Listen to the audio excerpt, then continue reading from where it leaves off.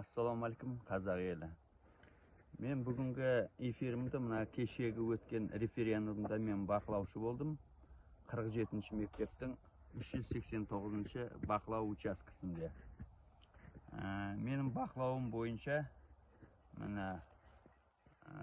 мынау нәтижесі дауыс бергеннің. Онда неге келген дауыс бергендердің саны 417 адам келіп дауыс берді. Явка дейді ғой. Явка 417, оған 6 ауын қоссақ, келе алмайтын мүгедектер выездной дейді ғой, соған 6 адам.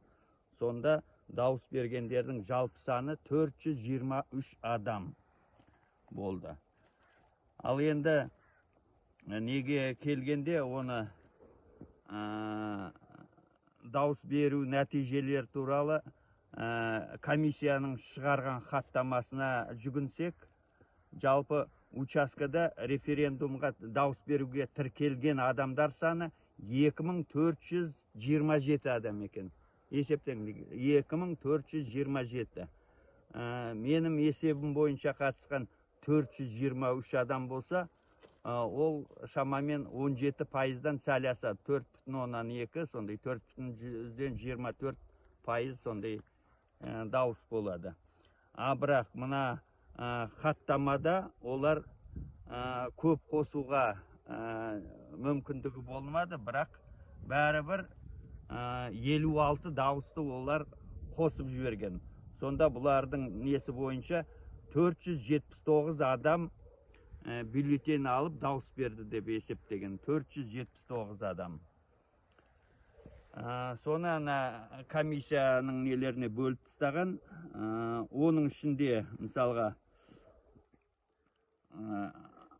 открепительный талон дейді ғой. Сонымен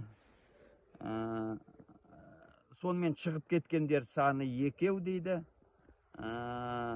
Үйден дауыс бергендер 6. Одан кейін бізге келіп дауыс открепительный алып дауыс бергендер, енді олар ненің 423-тің ішіне кіріп отыр ғой, оны есепке алмаса да болады.